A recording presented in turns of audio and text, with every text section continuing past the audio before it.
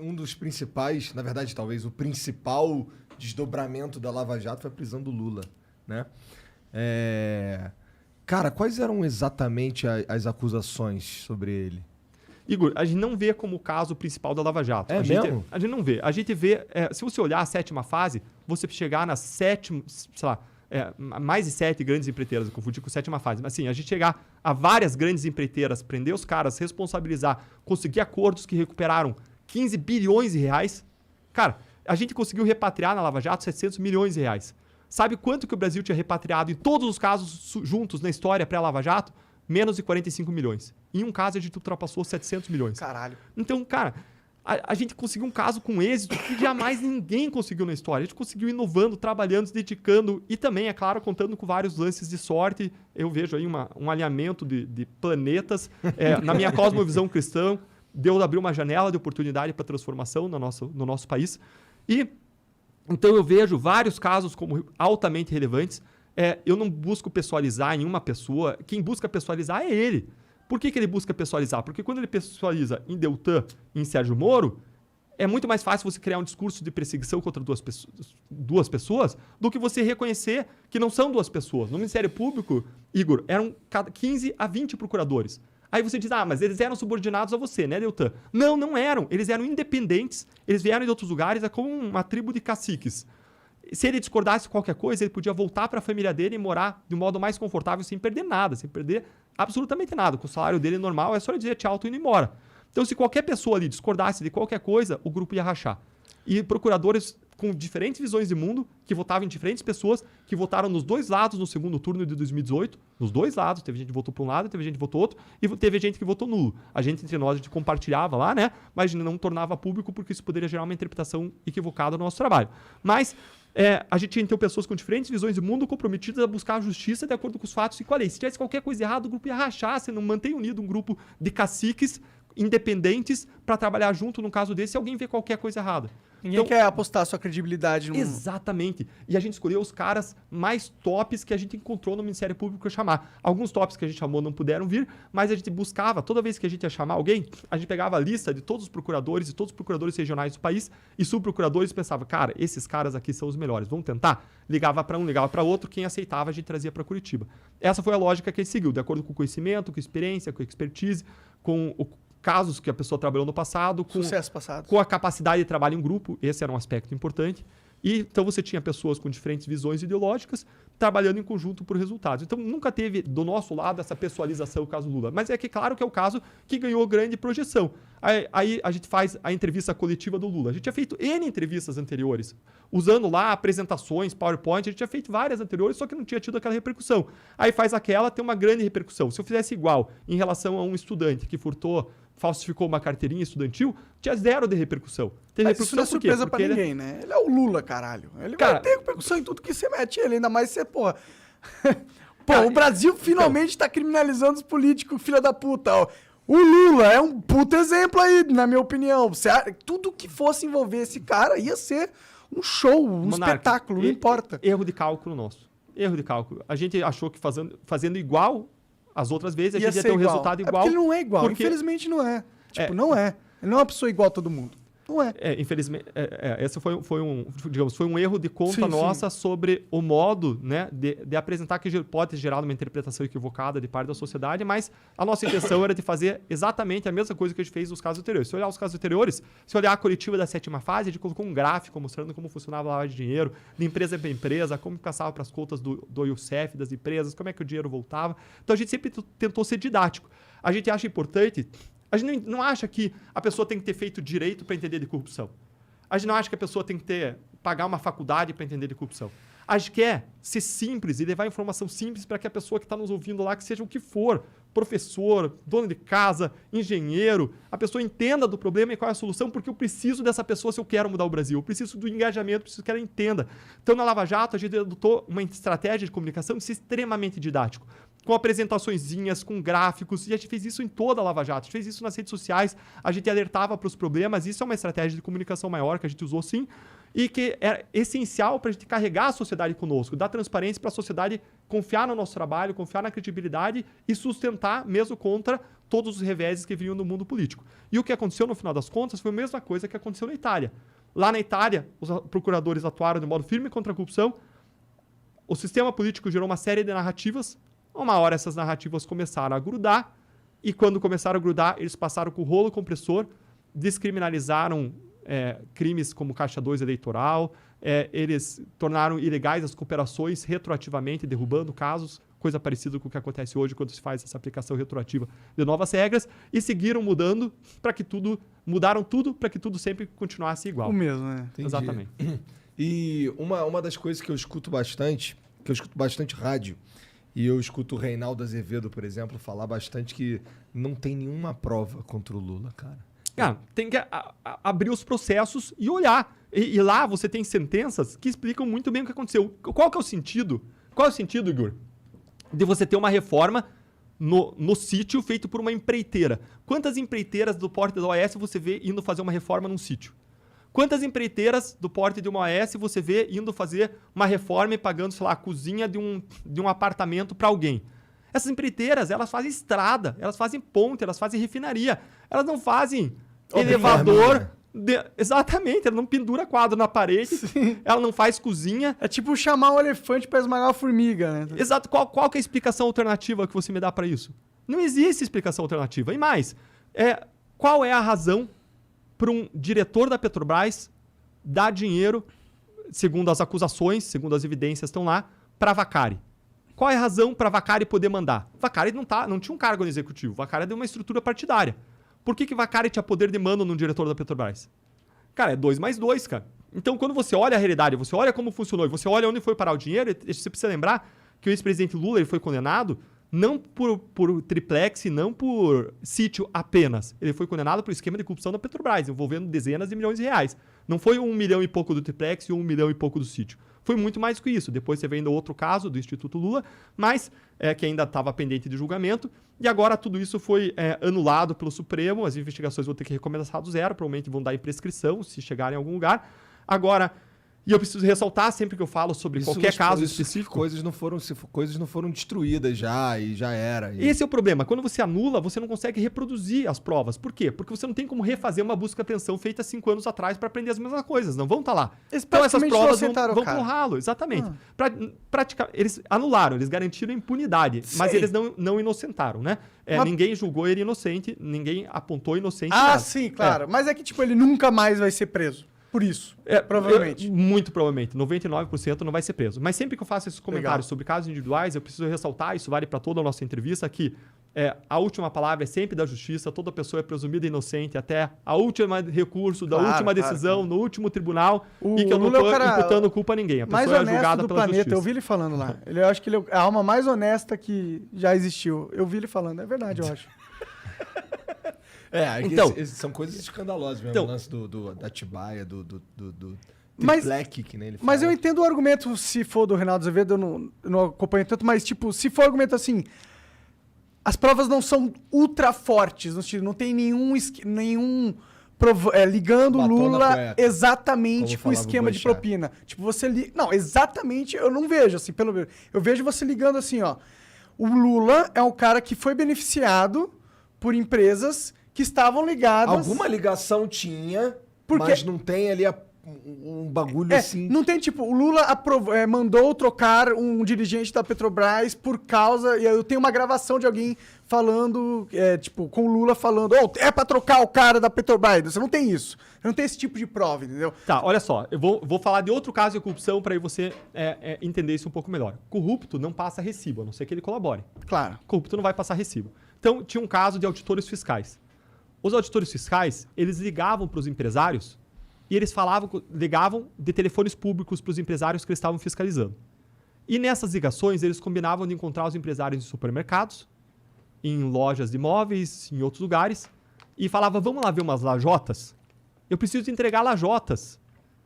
E eles conversavam sobre coisas banais que eles iam fazer, ligando o telefone público e usando o codinome. Então é como, sei lá, se o nome de uma fosse, sei lá, Juliana, vou usar um nome fictício, ela usasse o nome Ana, tá? Então essas pessoas, elas usavam codinomes, ligavam de telefones públicos para os empresários que eles estavam fiscalizando, combinando encontros em lugares inusuais. Aí a gente foi olhar os autos de infração feitos pelos auditores. e o que você encontrava? Você encontrava falhas crassas e uma subtributação, uma tributação menor do que a devida. Qual é a explicação para isso? Qual é a explicação para isso? Erraram? Foram bonzinhos com os empresários? E qual é a explicação para aquelas entregas e lajotas em supermercados, etc., encontros obscuros, ligação, uso de codinomes? Ah, Deltan, mas você não tem entrega de propina na conta. Você não tem o pagamento da propina na conta da pessoa. Você não tem o pagamento de propina na conta, mas não existe uma explicação ali que explique tudo isso que não seja a corrupção daqueles auditores, que usavam codinomes, que ligavam de telefones públicos e que cometeram vários atos irregulares ao longo daquela fiscalização. Então, várias vezes na corrupção você não vai ter o recibo, você tem que trabalhar com aquilo que a gente chama de provas indiciárias. A jurisprudência, o entendimento dos tribunais brasileiros é uníssono, é uniforme no sentido de dizer que quando você tem um conjunto de indícios, de provas indiciárias, isso pode levar a uma convicção, a uma formação de opinião mais forte, para além de uma dúvida razoável, e você condenar alguém. E quem entendeu isso em relação ao caso Lula, né, que depois veio a ser anulado, mas quem entendeu isso não foi Deltan, foram 15 a 20 procuradores da República que formularam as acusações. Mas foi um juiz que julgou esse caso. Mais, foram 3 desembargadores independentes que revisaram esse caso. E mais, foram 4 ministros do STJ, vários deles colocados pela gestão do PT lá.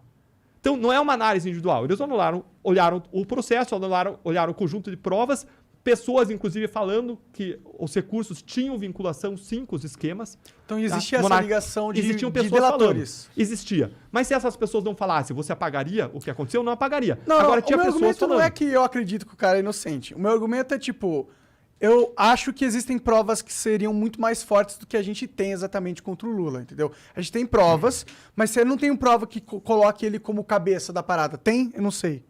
Se você entender como funcionava esse esquema... Mas é muito da quem conjuntura. colocava os diretores da Petrobras? Não é claro. Exatamente. Você precisa da conjuntura para você entender. Claro, e por isso que a gente explicou a conjuntura. Não, eu entendo. Mas... Quando você fala de lavagem de dinheiro, de crimes complexos como corrupção, não é simples.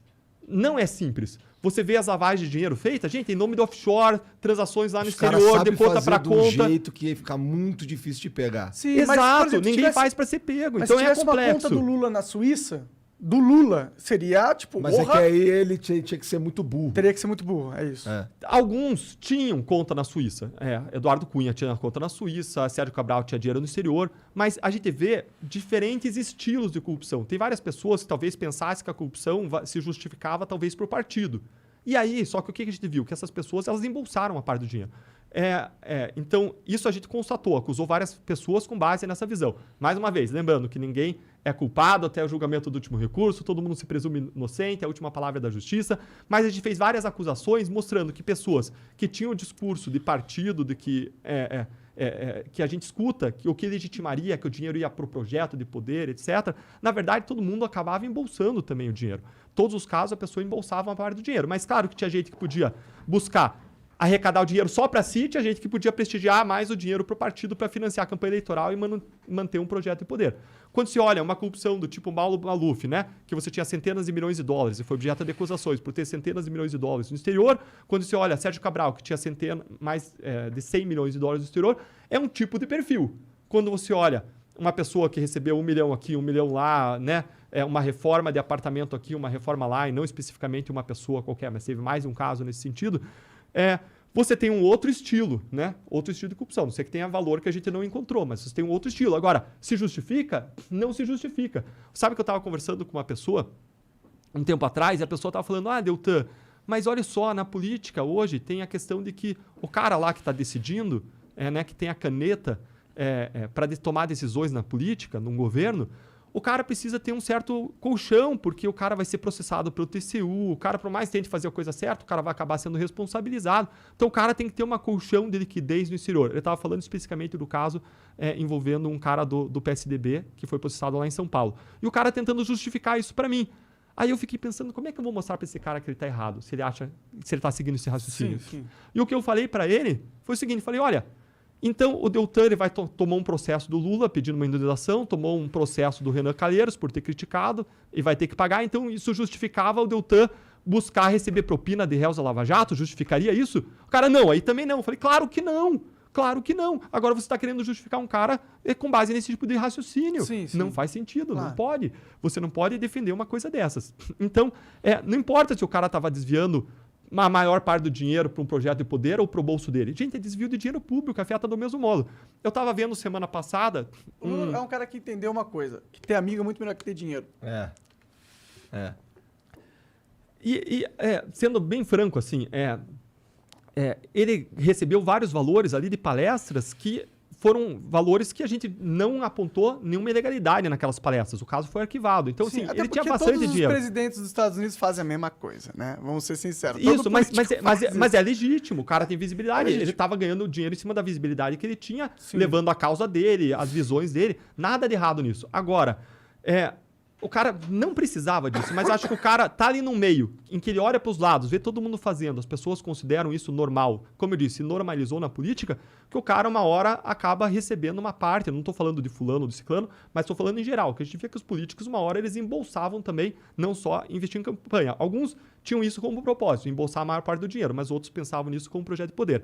E eu lembro quando a gente foi para Bahia e eu e o Robertson, e a gente conversou lá com algumas pessoas, movimentos, a gente estava defendendo as 10 medidas contra a corrupção. Então a gente encontrava vários líderes da sociedade, e o Robertson encontrou alguns líderes de uma comunidade local e explicou para os líderes as 10 medidas, explicou Lava Jato, e os caras tinham uma resistência em relação ao Lava Jato, eles era de uma visão mais esquerda. Até uma hora que o cara falou, tá bom, roubaram, mas todo mundo sempre roubou para os ricos e agora estão roubando para os pobres. Gente, não tem isso de roubar para os pobres. É um equívoco achar que roubou para os pobres. Eu estava vendo um vídeo do Sérgio Cabral agora, semana passada, em que o juiz lá pergunta para ele, é um vídeo público, tá no YouTube, pergunta para ele, olha, vocês desviavam dinheiro dos contratos de saúde? Ele sim desviava eu e o secretário de saúde, a gente desviava 5% dos contratos de saúde. Mas antes da gente era 30%. Era 20%, 30%, como se fosse assim bonzinho, né? E ele até falou, olha, não tô querendo me pintar aqui de bonzinho, mas só tô reconhecendo a realidade. Antes era 30%, ó. Agora, na minha gestão, era 5%. Eu sou um corrupto muito mais eficiente. Tudo bem. Exatamente. E aí, veio a pergunta, e você sabia que isso tira dinheiro da sociedade, tira dinheiro do atendimento? Aí ele vem e responde assim, olha, claro que a gente atendeu muita gente na área de saúde, mas se desviou 5 milhões a cada 100 milhões, podia ter atendido mais 5% de pessoas. Atendimento de cirurgias que não foram feitas, transplantes não foram feitas, córneas não foram trocadas, cataratas não foram tiradas, vidas não foram salvas, pessoas nos hospitais morreram. Fora que isso não põe em conta a ineficiência do recurso aplicado, que com certeza existiu e que isso é muito mais custoso. Com certeza, porque você superfatura os contratos. Sim. 5% de propina é só um pedaço do lucro extraordinário que o empresário teve pagando aquela propina. Ninguém paga a propina para ter prejuízo. O empresário paga a propina para ter um lucro maior do que ele teria se não pagasse propina. Claro. E mais uma coisa, se os diretores da Petrobras fizessem voo solo, se eles se corrompessem sozinhos, bastava os empreiteiros irem reclamar. É verdade. Que eles caíam todos. Para quem nomeou. Quem nomeou eles? Quem nomeou era o ex-presidente que nomeou. Caía todo mundo, porque os empreiteiros tinham um canal direto. Sim. Esse esquema é um esquema que só funcionava se tivesse gente mais graúda envolvida. Pode crer. Quem estava em cima. Então, quando você entende o sistema, como ele funcionava, você vê que a liderança não eram os funcionáriozinhos da Petrobras, a liderança era político-partidária. E foi isso que a gente explicou naquela coletiva de imprensa, em cima da denúncia. A gente buscou explicar o sistema, porque era uma série de indícios, era uma série de indicativos que mostram, você precisa entender o modo como funcionava o esquema para você entender quem que estava comandando, quem era responsável. Isso, de novo, na nossa perspectiva, é o que está lá naquela acusação.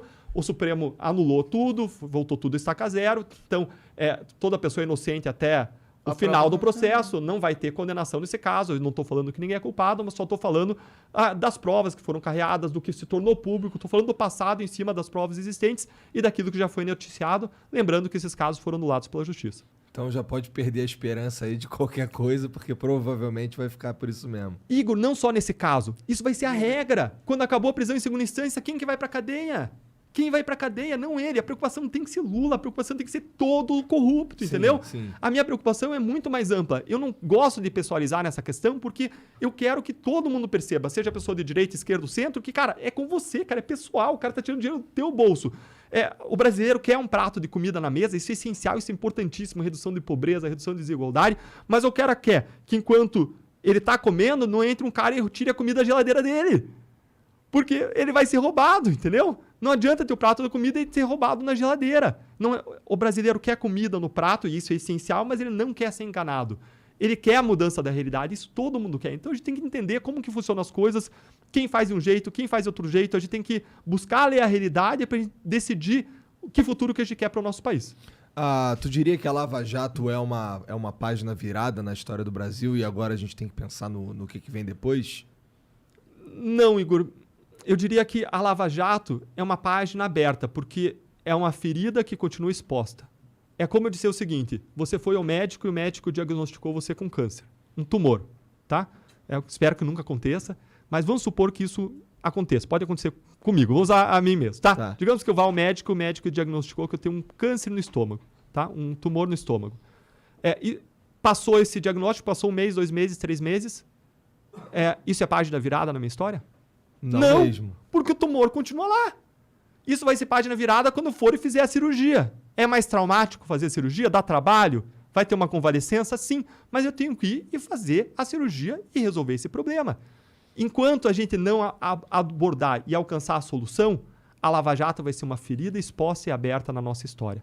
Vai ser uma ferida de sofrimento e uma ferida em que a gente percebe, a gente consegue ver hoje essa ferida. E por isso que eu acho que hoje, Monarca, a gente tem esperança, é um pouco diferente de como era antes.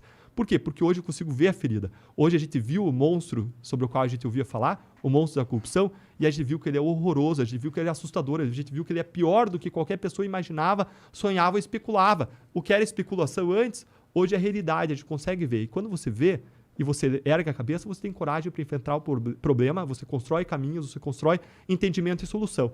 E por isso que eu decidi fazer o curso, porque as pessoas têm que entender o problema para buscar a solução. De novo, indignação não basta, a gente precisa construir o caminho da indignação para a solução por meio do entendimento, por meio do conhecimento.